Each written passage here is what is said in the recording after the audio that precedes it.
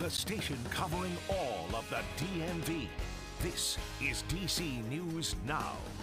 Well, rise and shine, DMV. It is Saturday morning, but it's going to be a little bit gloomy out there, and then we're tracking some showers as we end out your Saturday. So definitely keep it here. We'll have a look at that forecast in just a bit.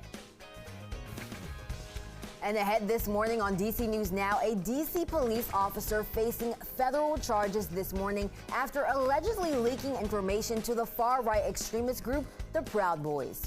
What he's charged with and what's next in the investigation. And 2 people recovering in the hospital after a devastating crash with a school bus. What we know new this morning. And DC's population is making a comeback after the pandemic, but that means housing is in a high demand. How you can find the best deal when it comes to looking for a place for rent. But first, starting you off with a live look outside at the White House. Good morning and happy Saturday, everyone. The sun is out this morning. Thank you so much for joining us on DC News Now. I'm Yamari Sase. Now, before we get to our top stories, we're going to take a look at weather. Now, the sun's out. I know we're expecting some showers, but how bad is it going to get today, Brittany? You know, today, not the peak of the weekend. Those showers won't be a complete washout, so any plans, just bring a light jacket on hand or maybe have that umbrella. And satellite and radar kind of showing you the overall picture. We have this coastal low just off the just off the coast of the Carolinas. That's what brought us the clouds we saw last night into early this morning, but it's going to stay off to the shore. We're keeping our eye out on this cold front that is off to the west. That's going to move in as we head through the afternoon, bringing us some showers. Now, ahead of that cold front, we're already starting to see some clouds begin to funnel its way in to Martinsburg, Hagerstown, and even portions of Frederick. But as we head into the second half of our Saturday, that's when we'll begin to see some spotty showers. Temperatures right now, they are fairly warm. We're talking about lower 60s now in the DC metro area, holding on to the 50s as you head along that I-81 corridor. So just be mindful of that. Not only are the temperatures on the warmer side, but we're also tracking a bit of a high of a dew point. So stepping out the door, it is a bit muggy out there. These dew points will continue to rise as we head through your Saturday. And then come Sunday, we are talking about lots of sunshine, less humidity, but we are tracking some breezy conditions. So definitely keep it here, Yamari. We'll have a look at that 7-day in just a bit. Well, thank you so much, Brittany. Developing now, new video into our newsroom this morning of a huge fire last night in the Adams Morgan neighborhood. Now, it happened in the 2600 block of Adams Mill Road Northwest at Lanier Place.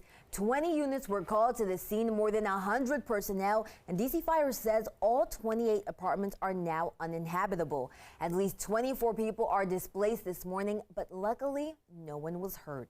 Now in Montgomery County, a child and an adult are recovering this morning after a violent crash involving their car and a Montgomery County school bus. Now, no students on the bus were seriously hurt, but several of them have minor injuries. Now, the bus was on its way to Forest Oak Middle School in Gaithersburg when it collided with a BMW at East Village Avenue and Plum Creek Drive. An intersection neighbors say is far too dangerous. I'm just surprised that there haven't been more accidents and really catastrophic ones, because what I envision is people walking with their children and with their pets and having nothing to do with the cars and just getting hit by a car. I think we should be able to enjoy and not feel concerned about people who are driving by us like this is a speed race, which is not. This is a neighborhood. Now, that woman says she's lived in the area for more than 25 years, and it's gotten especially bad since the pandemic. Another neighbor we spoke to heard the crash happen, and he feels the same about the stretch of road. We heard the loud boom when we were outside, and my wife said, yeah, someone got hurt. This street is horrible. People think it's a raceway, and it should be, it's a stretch of road. And it should be treated like Connecticut Avenue when you're going from Maryland into DC. They have the cameras. It's common knowledge. Nobody speeds. No, that's what needs to happen here. Speed bumps, cameras, something, because it'll just keep happening. Now, a spokesperson for the Montgomery County Department of Transportation sending us a statement. It reads in part, "We will conduct a review at the crash location to ensure all appropriate traffic control devices are in place and working properly." And new details this morning, a D.C. police lieutenant is facing federal charges after allegedly leaking confidential information to the leader of the Proud Boys, a far-right group tied to the Capitol riot in 2021. Our Mario Carbone has the details. Certainly there were things in there that were troubling to me. Things in the indictment against D.C. Police Lieutenant Shane Lamond, a 24-year veteran who served as supervisor of the intelligence branch. He was charged today with obstruction of justice for sharing sensitive information with Proud Boys leader Enrique Tarrio and lying about it. There are times when we have people who don't live up to the oath. According to the indictment, Lamond told Tarrio that a warrant was out for his arrest for burning a Black Lives Matter flag. The indictment also says Tarrio told Lamond information about the January 6th attack. The two sent over 500 messages back and forth. It would not be uncommon for folks in our intelligence unit to be communicating with extremists. Prince William County Police Chief Peter Newsham, who was chief of MPD during some of the time laid out in the indictment, says not to jump to conclusions. What we need to find out, what was the communication and was it improper?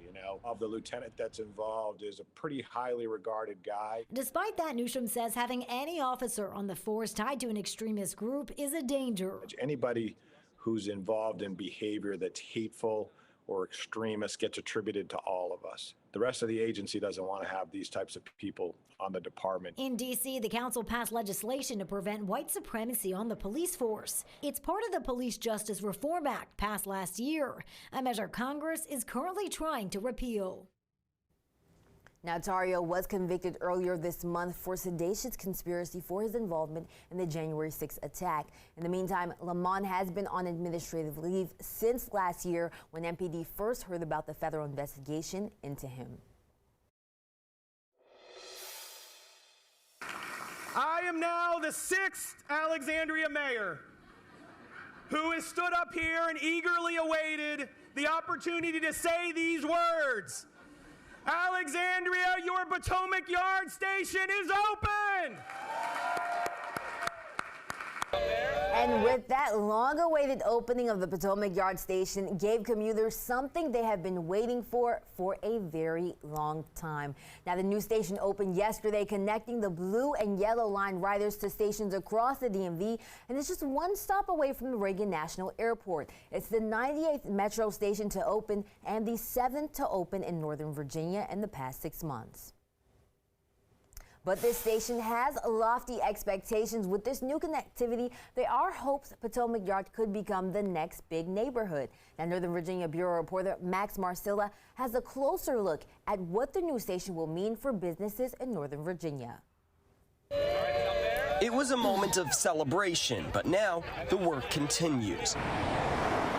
Building this area up to be the next big neighborhood in the DMV is a goal outlined this morning at the grand opening. You look at a place like Noma and Navy Yard 15, 20 years ago, or McLean or Tyson's, look at them today. This has a chance to be like that as well. Apartments are already across the street from the new stop, a shopping center nearby too. I'm excited I can walk to the metro now, and yeah, I'm looking forward to the future. But pieces of the future of this area is still best shown in renderings, highlighted on fences outside construction sites. I personally would love to see this become like a really great sort of mixed-use residential retail type area. The next big project is the Virginia Tech Innovation Campus, a space for computer science and engineering graduate students. It's set to open next year. The other hope is that this metro stop brings people to Alexandria, even if they work elsewhere. I can metro to work now, so I'm very excited about that. Paige Abradovich works in Roslyn. Of course, tons of jobs are coming to neighboring Arlington when Amazon's HQ2 is built, and there are hopes another major employer will be next to join the region. Some of those 13,000 new residents are going to be FBI agents going to the new FBI headquarters in Springfield, Virginia. Now, you heard Senator Warner say 13,000 residents. Well, that's because this is projected as the fastest growing area of Alexandria because of things like the Virginia Tech campus, Amazon, and National Landing. Well, also happening in Virginia, the Arlington branch of the NAACP is giving $60,000 to what's called Eco Action Arlington. Now, the goal is to plant trees in 10 neighborhoods that have been historically overlooked in the past, specifically in places where the people who live there face significant heat and are more at risk of things like respiratory diseases. Trees are one of those amazing things that do so many things. We're looking at neighborhoods that have lost a lot of trees and are now facing a lot more heat. Now, the campaign hopes to target areas like air quality, flood prevention, and daily mental well-being. All right, your time now, 8:10, and taking a look at today's forecast. It will be a muggy day out there. Highs are going to be on the warm side, tracking them into the 70s to lower 80s in a few locations, but we are tracking some afternoon showers as we head through the second half of your Saturday, holding on to the rain as we head into tonight, with temperatures mainly dipping down into the 50s. But then for your Sunday fun day, more sunshine across the area. Will be a little bit breezy and a little bit cooler as highs are struggling to get out of the 70s. So definitely keep it here. We'll have a look at the timing of those showers coming up after the break.